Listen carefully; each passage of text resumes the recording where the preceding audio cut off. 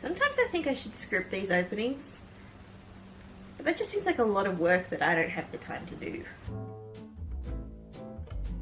Hello, welcome back to Bethany Taylor Made. I have decided it is time to start working on some cosplays again. It's been a while since I've done any kind of costume related sewing. It used to be almost exclusively what I do, but with COVID and no kind of events or anything to do, I took a break, really focusing on learning techniques and items that I could wear every day. I've learnt so much in the last couple years, just regularly sewing, practicing, making mistakes, but also learning how to fix those mistakes. And now I feel ready to jump onto some more ambitious projects. I've been looking at my recent sewing projects. I'm very driven by colour, and I've made a lot of pink dresses recently, so I was really kind of turned off by the idea of a pink dress.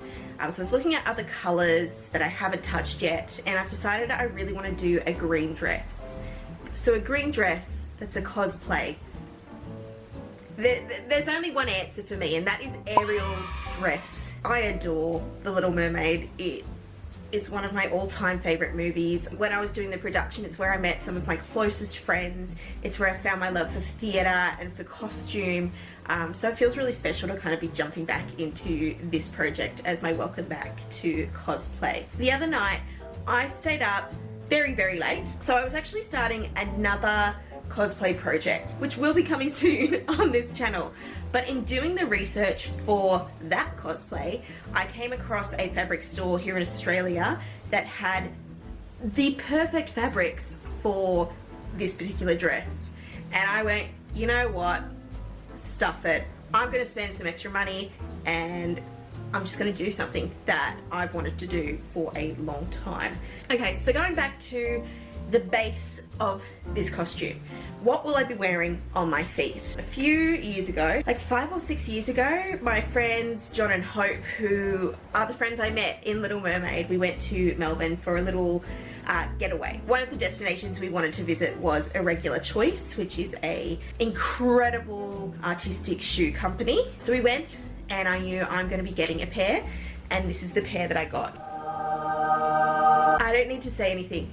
These are absolutely gorgeous shoes, and for me, I'm a short person. I can't wear super high heels, so this is just perfect. And you know what? I have had these in my cupboard and not worn them because I am, one, petrified I'm gonna damage them, but two, this is the star of any outfit, and I've not had anything that would match this caliber of craftsmanship, and I just feel like this is the perfect shoe for Ariel. Now she has little slippers that you can see underneath her dress. I'm just going to be wearing these because if you had these shoes, why would you not wear these shoes as Ariel? Now Ariel's skirt, in my head, it's a Disney princess dress, so I kind of imagine big, massive skirt. But this one's actually not crazy big, which is something I think I really like, as something where I would like to make one of those big poofy gowns one day, but I'm not there yet. We'll probably have some kind of hoop skirt underneath to give us a little bit of extra volume.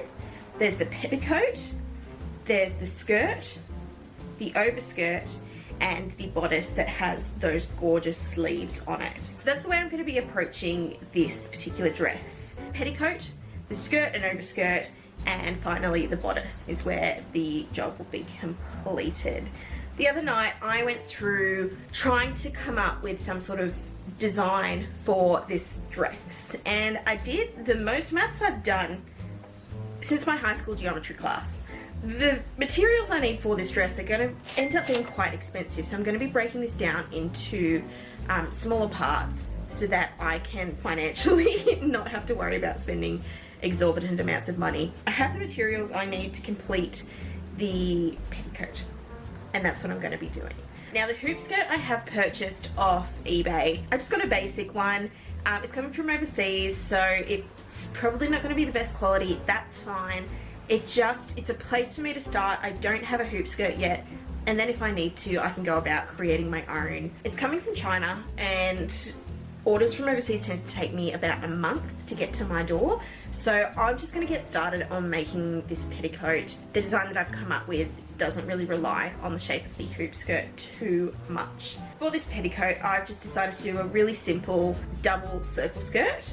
So I'm just going to cut out 2 circles, attach them together in the seams, and that's going to be my base skirt for the petticoat. At the bottom of said skirt, I'm going to do a massive length of gathered pretty material, basically. The idea is that I could use this base petticoat with any kind of future cosplays that I wanted to do. I purchased just some basic cotton poplin, a whole bunch of this to use as the lining for the bodice, but also for the petticoat. But yes, that's it. The waistband and the majority of the petticoat will just be out of this thin cotton fabric.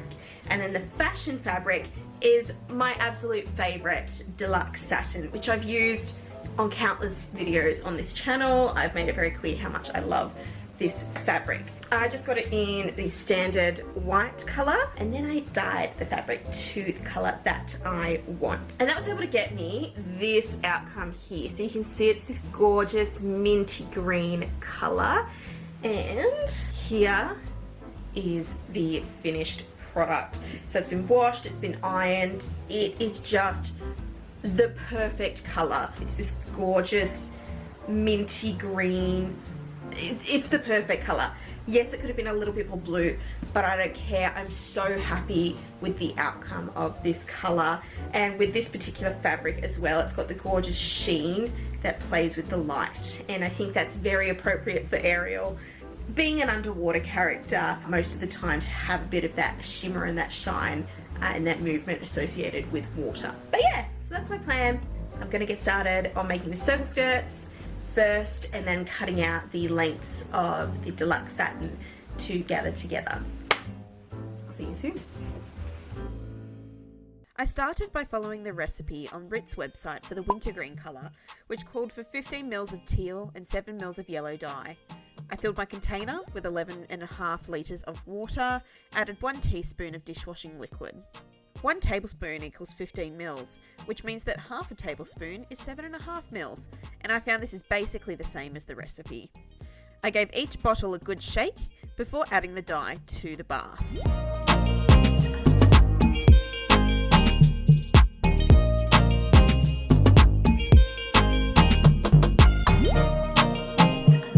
Then gave it a good stir before dipping my scrap fabric in to test the colour. It quickly became apparent that this was not going to reach my desired level of colour saturation, so I continued adding dye in the same ratio of 2:1 of teal to yellow. I ended up doing 6 tablespoons of teal and 3.5 tablespoons of yellow to the 11.5 litre bath for my 5 metres of fabric. I'd already washed my fabric, so this went straight to the dye. I've decided I like dyeing this way because the spin cycle removes the excess water from the fabric, so you don't have to worry about any unwanted water diluting your bath. I then set 3 timers for 10 minutes apart so I could come and agitate the fabric so there'd be no line marks from my dye. Once the 30 minutes was up, I rinsed most of the dye out of the fabric by hand before throwing it in the wash and hanging it up to dry overnight. Now for the skirt. My measurements allowed me to cut a half circle on the fold. So I cut one and then used this as a pattern for my remaining 3 pieces, so I would have 2 whole circles. Okay, so for a single circle skirt of my waist length, I need a 15 centimeter radius. However, I have 2 circle skirts, so I should only need 7.5. But I think I've decided I'd like to have a bit of gathering in my skirt.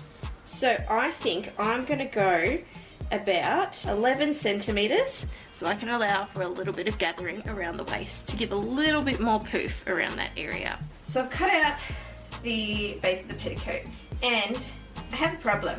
It is like the length of a full skirt. Now I think what my issue here is I took into account a 30 centimeter waist, so there should be an extra like 25 centimeters off the ground. Then I've got 25 centimeters on top of that.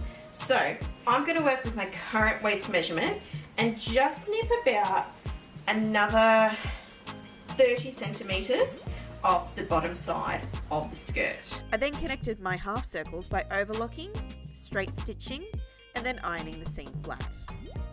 I would like a 2-inch waistband. So I'm going to cut 4 inches of fabric plus a little bit extra to allow for some sewing.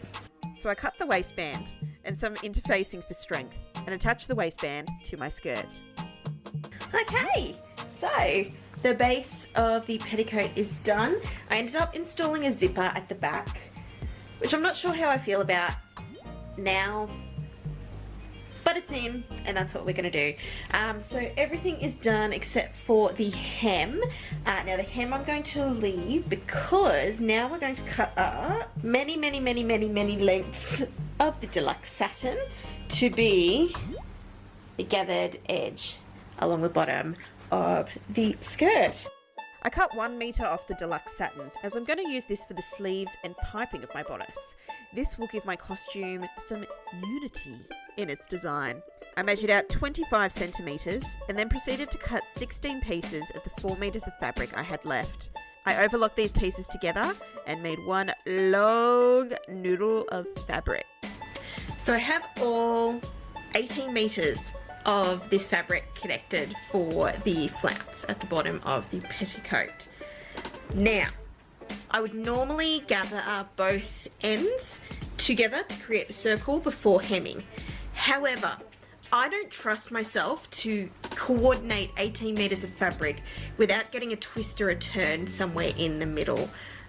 So what I'm going to do is overlock the base to hem the fabric first, hem it, then connect it at the end. I might even gather it before I connect it.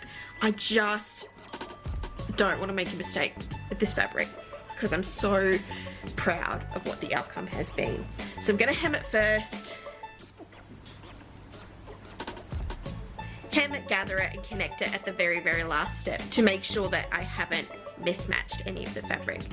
So now I'm going to sit at the overlocker for God knows how long to do the first step of hemming this gather at the bottom of the petticoat.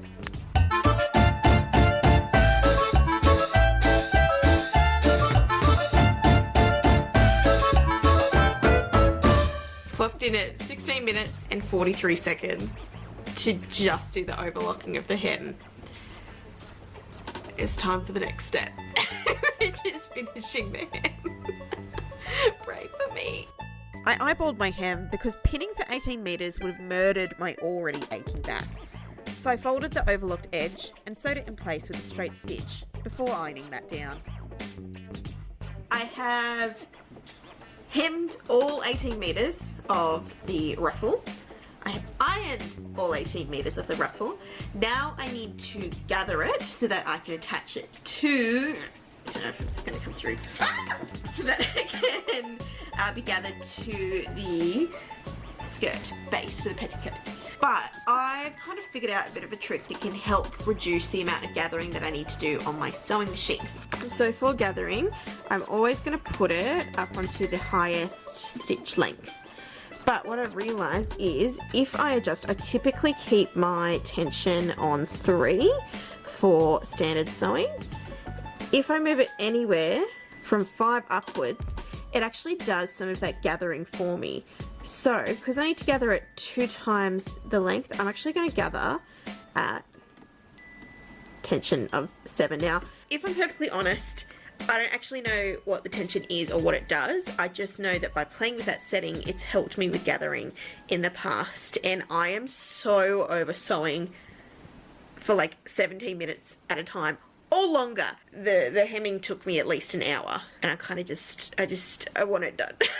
So I'm gonna cheat my way through some gathering and then attach it to the hem.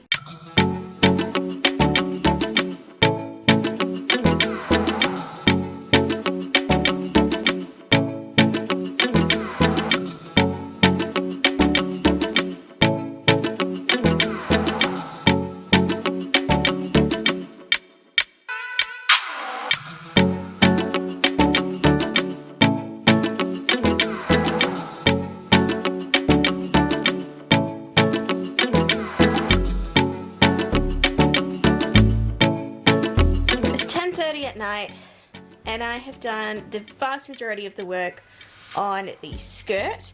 There's still a few little things I need to do with it. There's another So you might need to do all the way around just to secure the overlooking. But that overlocking was nightmarish, and it took me, how long do you reckon it took me? At least an hour. It took me nearly an hour. It was a long time. My back's sore.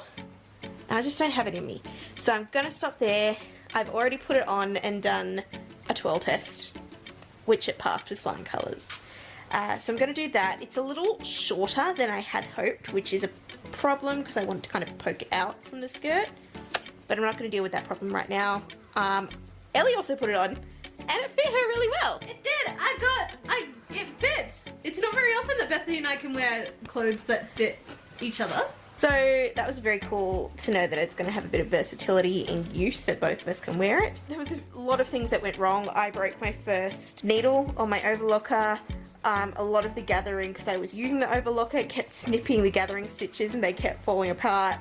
I ended up doing more gathering on the base skirt than I had hoped to do, but because of the overlocking situation, it kind of got rid of a lot of that gathering that I ended up doing. Anyway, it's an underskirt, so I'm actually okay with how it looks. Just a few more bits to clean up, and then that skirt is done. I'm gonna call it a night, rest up. I'll probably finish the rest tomorrow, and that's it. That's the petticoat done, which is kind of crazy how quickly it all came together, and I'm very happy with it.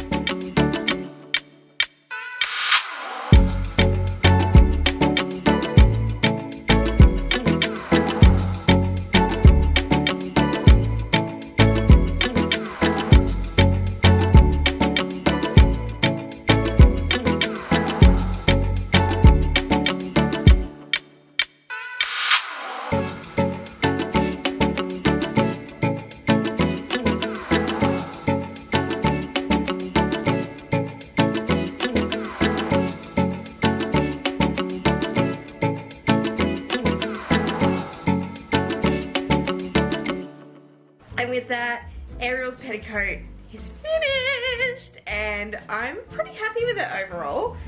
It's definitely not flawless. It is flawful. But you can't really tell, especially when I twirl them like this.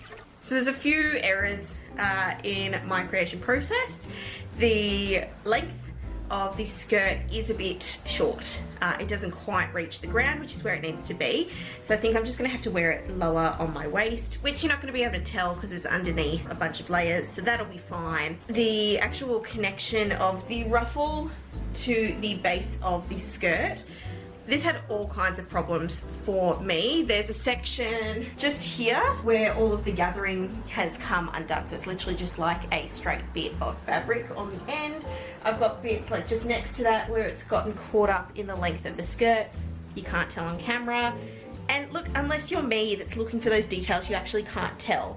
So I'm pretty happy with it overall. Part of me wishes I did a rolled hem at the bottom instead of serging and folding that under, but honestly, the overall shape and construction of the garment is beautiful. I'm really happy with the movement of the petticoat. I think it does need a little bit more lift, whether that's going to come from the hoop skirt or some other form of petticoat to give it a bit of lift and volume underneath. The overall shape is there, and I'm pretty happy with the outcome so far.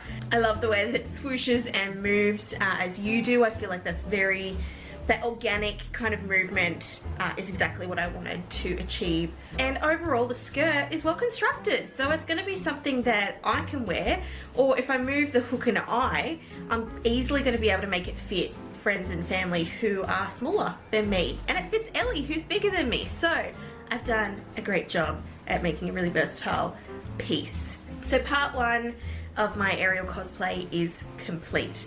Now I just need to save up a couple more weeks to get some fabric, and then we're going to make the skirt next. If you want to keep following me on this or any of my other projects, please like, subscribe and comment down below, and I will see you on the next one. Bye guys.